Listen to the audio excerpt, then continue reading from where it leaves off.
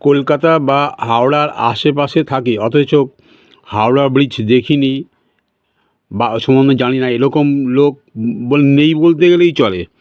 কিন্তু হাওড়া ব্রিজের সম্বন্ধে অনেক কিছু তথ্য আছে যেটা অনেকেরই অজানা, তাই আজকে সেই জিনিসগুলো জানবো। নমস্কার বন্ধুরা, কেমন আছে সবাই? আশা করি সবাই ভালোই আছেন। শ্রীমা দাদা ট্রাভেলস চ্যানেলের সকল সদস্যদের স্বাগত জানাই। আমি অমিয় আজকে একটা সম্পূর্ণ নতুন ইনফরমেটিভ ভিডিও নিয়ে এসেছি, যেটা প্রত্যেকের কাছেই খুবই ভালো লাগবে। বিশেষ করে যাদের জানার আগ্রহ আছে তাদের জন্য আরও বেশি করে ইনফরমেটিভ হবে বলে আশা করছি। প্রাণের শহর কলকাতা এবং হাওড়া জেলার মাঝখান দিয়ে বয়ে গেছে গঙ্গা নদী, আর এই গঙ্গা নদীর উপরেই তৈরি হয়েছে হাওড়ার ব্রিজ, যেটা কিনা কলকাতার প্রবেশদ্বার হিসেবে গণ্য করা হয়। বর্তমানে হাওড়া ব্রিজ যেখানে আছে, আগে এখানে একটা ভাসমান কাঠের সেতু ছিল, যেটা কিনা 200 মিটার লম্বা ছিল এবং মাঝখান দিয়ে খোলার ব্যবস্থা ছিল জাহাজ বা নৌকা চলাচলের সুবিধার্থের জন্য। কিন্তু যখন জাহাজ চলাচল করতো তখন এতটাই রাস্তা দুধারে এতটাই জাম হয়ে যেত যে অনেক অসুবিধা হতো। তাছাড়া বেশি ভারী মালবাহী গাড়ি এই ব্রিজের উপর চালানো খুব কষ্টকর বা বিপত্তি ছিল। তাই তখন থেকে একটা ক্যান্টিলিভার ব্রিজ তৈরি করার প্ল্যান শুরু হয়।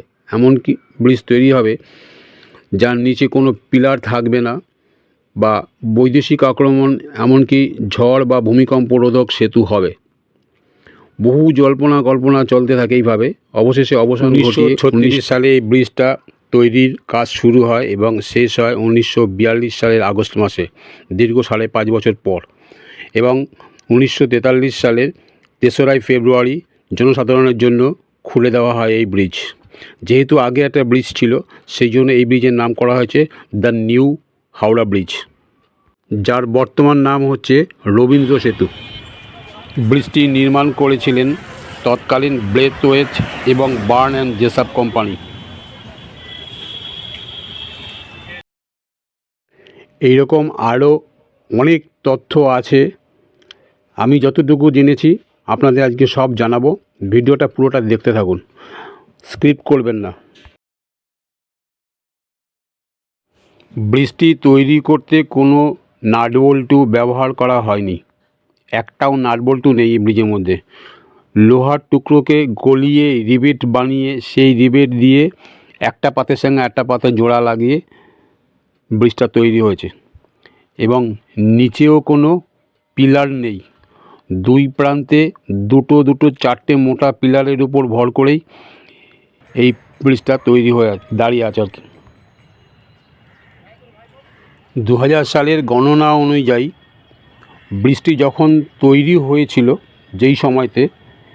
সেই সময়তে মোট খরচ হয়েছিল আনুমানিক $25 মিলিয়ন, যার ভারতীয় মূল্য হচ্ছে প্রায় 2.5 কোটি টাকা। এই হাওড়া ব্রিজটি তৈরি করতে মোট 26,500 টন লোহা লেগেছিল। আপনি শুনলে আনন্দিত হবেন, যার মধ্যে 23,000 টন লোহা সাপ্লাই দিয়েছিল এই ভারতেরই Tata company, Tata iron and steel company, যার মূল কর্ণধার রতন টাটা কিছুদিন আগে প্রয়াত হয়েছেন।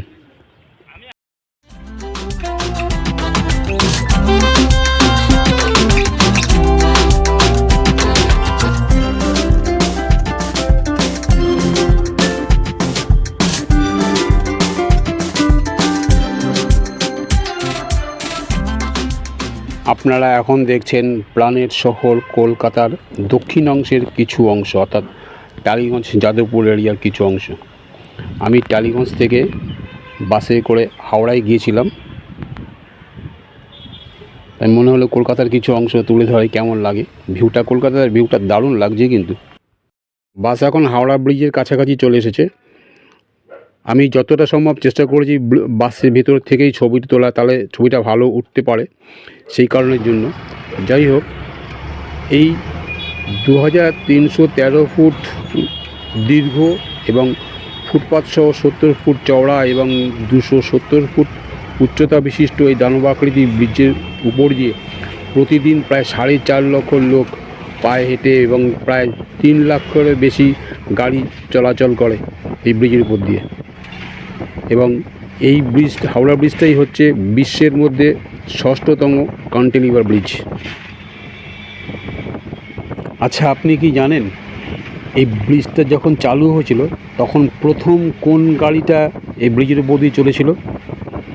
হ্যাঁ, আপনি ঠিকই ধরেছেন, ট্রাম গাড়ি এই রাস্তা দিয়ে প্রথম চালু হয়েছিল, যেটা একসময় কলকাতার ঐতিহ্য ছিল, কিন্তু এখন সেটা ইতিহাস হয়ে গেছে।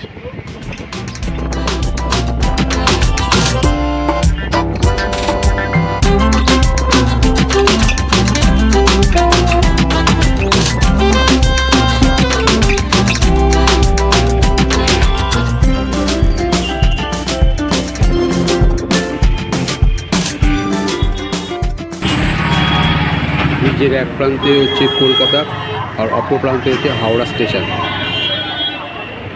বর্তমান হাওড়া স্টেশন কিন্তু সেই সময়তে এত উন্নতি ছিল না। আমি এতক্ষণে মাত্র 5টা ইনফরমেশান আপনাদের দিয়েছি এবং আরও অনেক তথ্য আছে। আপনারা দেখতে থাকুন ভিডিওটা, এবং ভালো লাগলে বিশেষ করে বাড়িতে যারা পড়াশোনা করছে, স্টুডেন্ট যারা আছে, তাদেরকে দেখানোর সুযোগ করে দিন, ওদের ক্ষেত্রেও এটা কাজে লাগবে। টপিকস নাম্বার 6, ভারতের প্রথম বাঙালি নোবেলজয়ী বিশ্বকবি রবীন্দ্রনাথ ঠাকুরের স্মৃতির উদ্দেশ্যে 1965 সালের 14ই জুন এই হাওড়া ব্রিজের নামকরণ হয়েছে রবীন্দ্র সেতু। টপিকস নাম্বার 7, 1943 সালে মানে দ্বিতীয় বিশ্বযুদ্ধের সময় এই ইংরেজরা ভেবেছিল যে বিদেশি শত্রু যেমন জাপানরা বোধহয় তাদের ধ্বংস করার জন্য এই নতুন ব্রিজ, হাওড়া ব্রিজের উপর বোমা ফেলতে পারে। তাই জন্য সেই আতঙ্কে কোনো রকম উদ্বোধন অনুষ্ঠান ছাড়াই 1943 সালে 3রা ফেব্রুয়ারি এই ব্রিজটি জনসাধারণের জন্য খুলে দেওয়া হয়েছে। তারপরে আর কোনো অনুষ্ঠান হয়নি। দেখুন, হাওড়া ব্রিজের উপর দিয়ে আমি অনেকবার যাতায়াত করেছি। হাওড়া ব্রিজের উপরে ভিউটা মোটামুটি সকলেই পরিচিত, কিন্তু নিচে দিয়ে কোনো দিন যাওয়া হয়নি। এই প্রথম ভিডিও বানানোর জন্য এই প্রথম এই ব্রিজের নিচে দিয়ে যাচ্ছে। ভিউটা কি সুন্দর লাগছে দেখুন।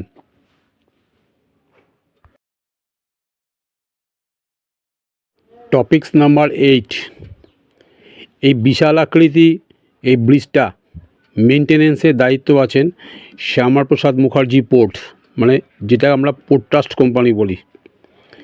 এই ব্রিজটাকে প্রত্যেকবার রং করবার জন্য প্রয়োজনীয় রঙের পরিমাণ প্রায় 30,000 লিটার। এবার এর জন্য খরচ হয় প্রায় 70 থেকে 80 লাখ টাকা। প্রথম থেকেই এই হাওড়া ব্রিজ এতটাই গুরুত্বপূর্ণ ছিল যে বিভিন্ন ফিল্ম প্রডিউসাররা, হিন্দি বা বাংলা ফিল্ম প্রডিউসাররা এই হাওড়া ব্রিজের উপর অনেক শুটিং করেছেন, যেমন অমর প্রেম কাহিনী, গুন্ডা, পরিণীতা, এই ধরনের বইতে হাওড়া ব্রিজ শেষ শুটিং করা যায়। এমনকি 1958 সালে শুধু হাওড়া ব্রিজ নামে একটা পুরো সিনেমা বেরিয়েছিল। শুধু তাই নয়, বর্তমানে স্কুলের পাঠ্যপুস্তকেও জায়গা করে নিয়েছে এই হাওড়া ব্রিজ। প্রতি মাস দেড়েক আগে একটা বই রিলিজ হয়েছে, ভুলভুলাইয়া 3, এইটাতেও হাওড়া ব্রিজের শুটিং ছিল।